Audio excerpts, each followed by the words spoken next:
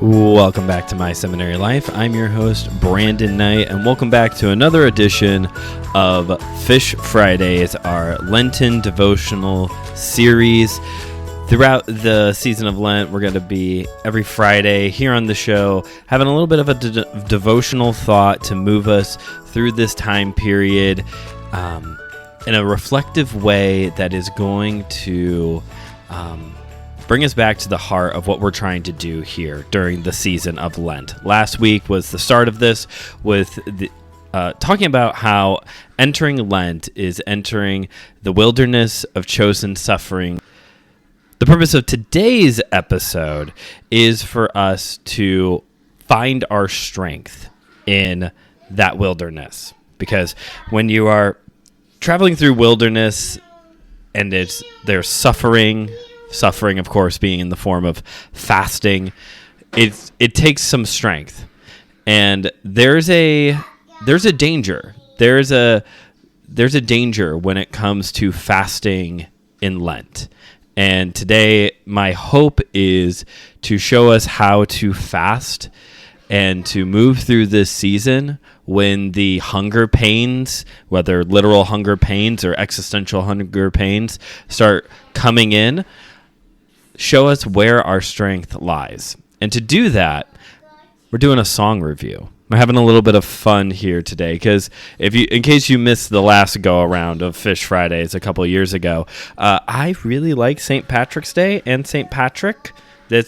I'm very much aware of the fact that this is very much an American-Irish holiday, very little, it's barely a blip on the radar in Ireland. And I know all that, and I know that the historical St. Patrick and the mythology of St. Patrick is so entwined that sometimes it's hard to suss out which is which. I know that. Did a whole episode on that the last time we did Fish FryDays.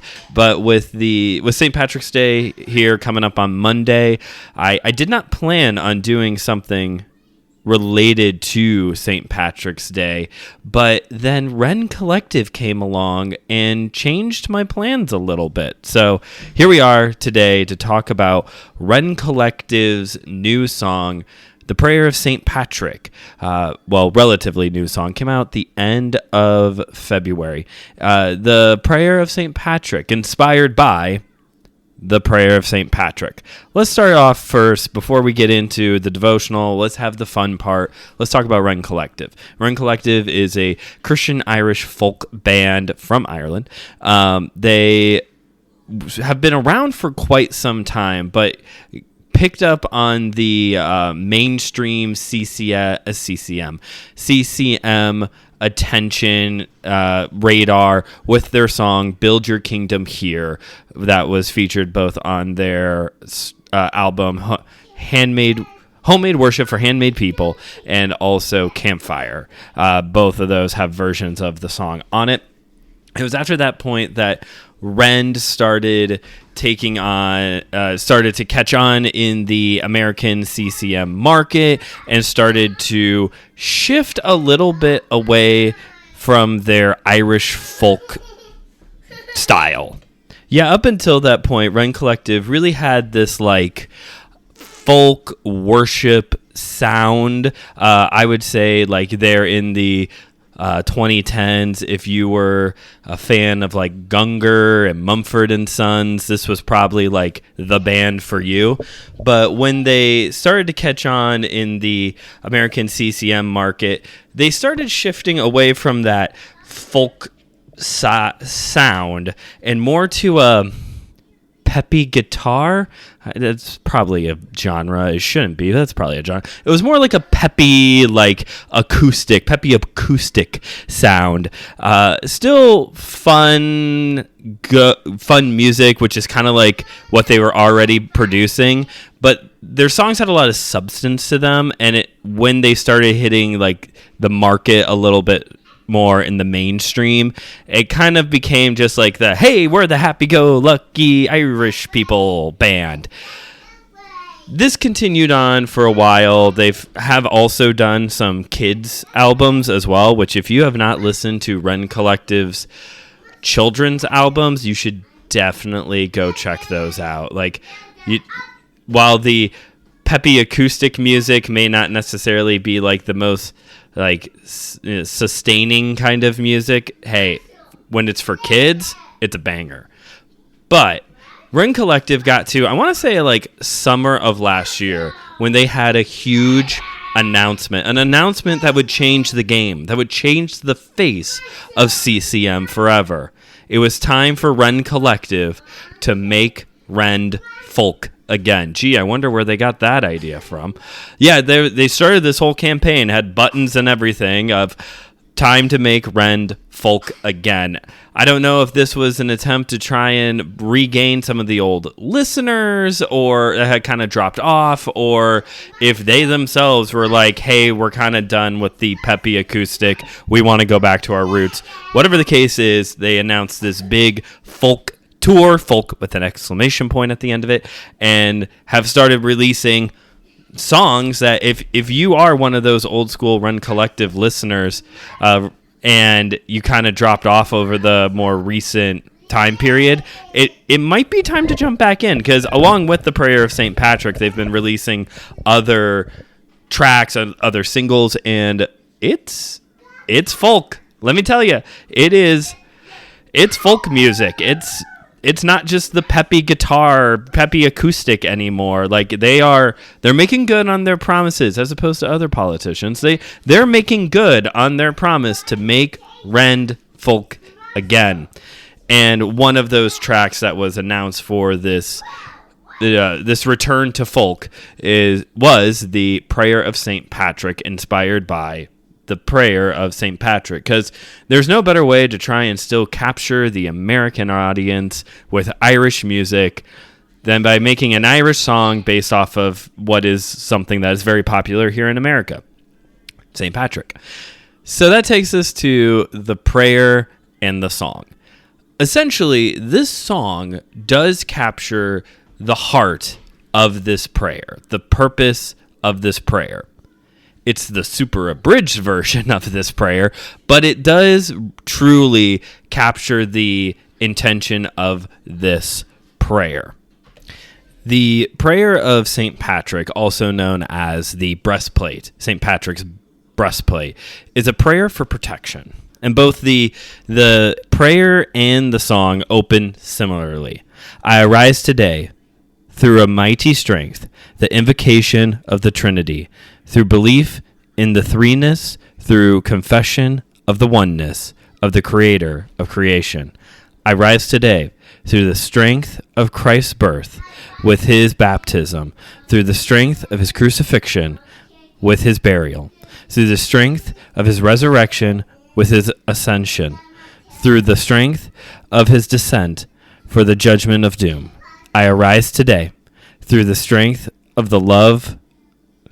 And it goes on, all these different kind of like ways that Saint Patrick, that we are to pray, that we are to arise today.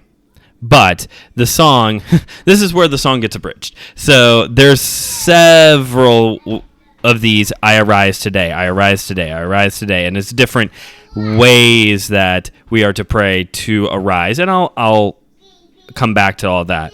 But the song and the prayer, again, comes together with Christ with me, Christ before me, Christ behind me, Christ in me, Christ beneath me, Christ above me, Christ on my right, Christ on my left, Christ when I lie down, Christ when I sit down, Christ when I arise, Christ in the heart of every man who thinks of me, Christ in the mouth of everyone who speaks of me, Christ in every eye that sees me, Christ in every ear that hears me. So, what we see with the prayer and this song, the central focus here is that it does, as it opens, does capture one of St. Patrick's main teachings of what we do know, of what he was like focused on in his teaching of the pagans in Ireland, was the Trinity. He was a very Trinitarian, evangelistic focused Catholic, which wasn't really a thing back then. They believed in the Trinity, obviously, but the way that St. Patrick went about spreading the gospel in Ireland was very contrary to how the Catholic Church typically did their evangelistic work. One of those big things that St. Patrick focused on was the Trinity, and this is kind of like the setup here is we arise today in the protection of the Trinity. And then we have this refrain that in the song Rend Collective uses as a refrain. It's kind of the closing here of the prayer, but this is kind of the refrain, the chorus that Rend Collective keeps coming back to, of Christ before me, Christ in me, Christ on my right, Christ on my left. Just this like complete surrounding of Christ, of who Jesus is, all that we are, and we are surrounded by Christ. So much so, and I love this about the song and the prayer, truly, how do I want to be remembered? Truly, how should any of us want to be remembered when we're dead? And alive, too, as well, of someone that was speaking of Christ, and when people spoke of them, spoke of Christ in their life. But the central focus here is this arise to strength and protection. In the prayer, the part that that Rend Collective kind of abridges, there's a section of I arise today through the strength of the love of cherubim, and kind of this like very angelic focus, and also the not only how the angels bring us strength, but also the patriarchs, the prophets, the apostles, those who confess faith, the holy virgins, all of these kind of the people who have gone before us, who are in service of the Lord now, and supernaturally, we arise today through their strength as well. I arise today through the strength of heaven. And he actually talks about here in the prayer, the strength through creation, finding strength through creation. I arise today through God's strength to pilot me. And then it kind of, much like how the prayer ends with this Christ in me element, I rise today through God's strength, and it's all these ways that God equips us: strength, might, wisdom, eye to look before me, ear to hear me. The last section kind of goes is a prayer against wickedness.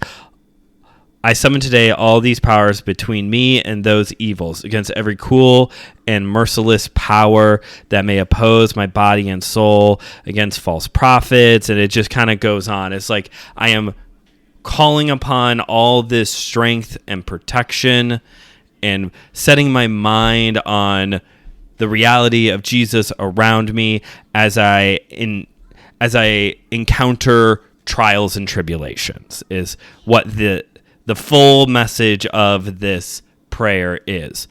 The song and the prayer, though, does focus on the two central themes of this, of strength and Christ. Strength in Christ. Why talk about a song and a prayer related to Saint Patrick during the season of Lent, other than the fact that St. Patrick's Day typically takes place during Lent? And maybe you have begun to see why, but let's just make it clear.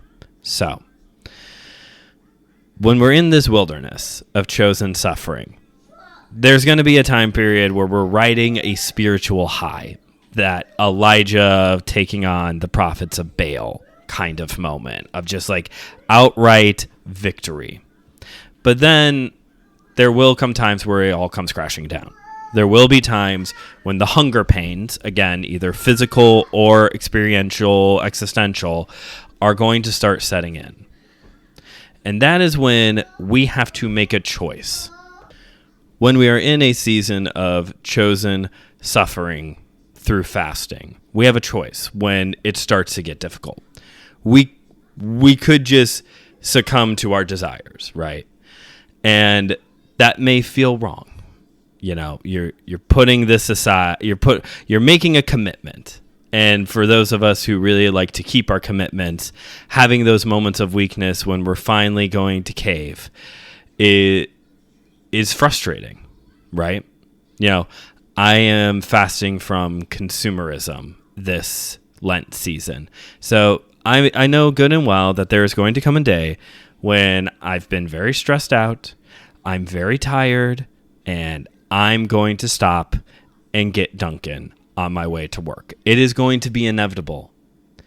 It's inevitable that I'm going to do that at some point. I've already had the hunger pains for fast food. There's already been desire, and I could very well just give in to it. There's going to come a time where you may break in a way with your fasting. You may break fast, if you will. But we have to remember that we are living under grace, and that during this season, when we are choosing suffering, we are choosing to fast, there will definitely be grace for wanting to stop and get Dunkin' every once in a while. Now, we cannot continue to sin that grace may abound. We cannot cheapen the grace of God by constantly giving in every time our cravings start sitting in. Plus, if you are going to do that, that really just brings into question, why in the world did you even bother trying to do this Lent thing in the first place? If you're just going to constantly cave and go, oh, well, next time. The other decision that we have to make is deciding, are we going to go on? When those hunger pains start setting in, are we going to continue to fast? Knowing that there is grace gives us the freedom to know that if I do stop and get Dunkin', there will be grace for that. I am forgiven. I am choosing this affliction. God is not calling me. I did not receive a prophetic vision that, we got to stop going to Dunkin' Donuts now, folks. They took the donuts out of Dunkin', and so now we have to stop. That was pretty good. That was a pretty good one. They took the donuts out of Dunkin' Donuts, and so now we need to not go to them. No, this isn't a command from the Lord. There's going to be grace for that. But when those hunger pains come in, I do also have the choice, along with, I guess I'm just going to go to Dunkin' now. I do have the choice to continue on. And there's another choice within that. And this is very important, and what brings us back to the prayer of Saint Patrick. Because to continue on with a fast when it is hard requires strength, requires endurance. The second little decision we have to make when fasting gets difficult is, where will our strength come from? Because the world, and I would say pop culture Christianity as well, is going to tell you either to pull yourself up by your bootstraps, or you have the strength in of yourself. You're a capable person. It could either be that kind of tough love, pull yourself up by your bootstraps, go ahead, you're an American. Or it could be some kind of, you are sufficient in of yourself. You have all the strength that you need within you. You probably heard that from the pulpit or on a Christian podcast before, or read a book by a Christian author that said something similar to that. That you're essentially sufficient in of yourself. The answer is no. You shouldn't just pull yourself up by your bootstraps, because your bootstraps will snap. And by snap, I mean your mental health. And you are not sufficient. You're not. You are a finite creature. Again, going back to Ash Wednesday, from dust you came, and to dust you will return. You're not almighty. Neither am I. So if pulling ourselves up by our bootstraps is just a recipe for disaster, and truly I am not strong enough in of myself to do this, then where does my strength lie? Let us return back now to the prayer of Saint Patrick. Our strength comes from the Lord.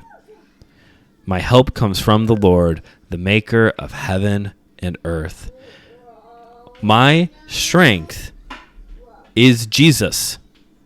That is my strength. And it's not to make him more pleased with me, to gain more of his favor, to make me love me more, make him love me more. No, we are fully loved in this moment. When we fall, when we go to Dunkin', when we made a commitment in Lent to not to, Jesus loves you fully still. This is the reality that the prayer of Saint Patrick reminds us, that our strength and also our protection is Jesus. Not that it comes from Jesus, but that it is Jesus. And that, as Galatians 2:20 says, I have been crucified with Christ. It is no longer I who lives, but Christ who lives in me. And the life that I now live in the flesh is to him. I have been crucified with Christ. It is no longer I who lives, but Christ. Christ before me, behind me, to my right, to my left, all around me, in all things.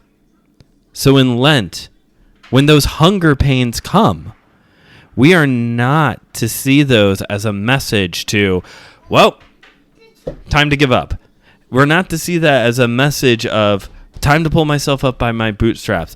Not a, I'm going to once again do it because I have the ability to do this. No. The hunger pains of Lent point us to Jesus. Point us to the reality of Jesus in us, in all things, all around us. And when we expand beyond just the Rend Collective song and we get into the rest of the prayer, I do continue to agree, for the most part, with the rest of this prayer, that we find our strength in the witness of our spiritual ancestors and our current spiritual guides and directors. We find strength in creation because God is in creation. Our Father, he goes before us as well. We have strength because who Jesus is, and because he has taken us. He has taken over us. We are in, Jesus is in us. Abide in me, and I in you. That is where our strength lies. When those hunger pains come, it is not a reminder to pull ourselves up by our own bootstraps, by our own strength, not to rely on our own understanding and our own strength, but to turn to Jesus. And as silly as it sounds, sometimes recently I've been coming home from work. And when I come home from work, I work at the gym. Yeah, I work at a YMCA. So I've burned a lot of calories. I'm a little thirsty. And you know what sounds great? McDonald's. I have to pass one on my way home. It does. Some salty French fries, there's been times where I will get both for me, a large Coke and a large sweet tea. I just need something cold and sweet, filling. And as I am going along, and as I'm going past this McDonald's, I think to myself, Christ in me, Christ around me, Christ to my left, Christ to my right, Christ in me. And here's the thing. My trust, my hope is not in these words, because that would make this a spell, an incantation, which Jesus talks about in the Sermon on the Mount, Matthew chapter 6, that not to pray like the pagans who just lift up these empty phrases hoping that something will happen. No, my hope isn't in these words, that there's some kind of magic word that will conjure up Jesus. No, Jesus is here. The words of the prayer of Saint Patrick, the breastplate of Saint Patrick, sanctifies the mind. It renews our mind to the true reality.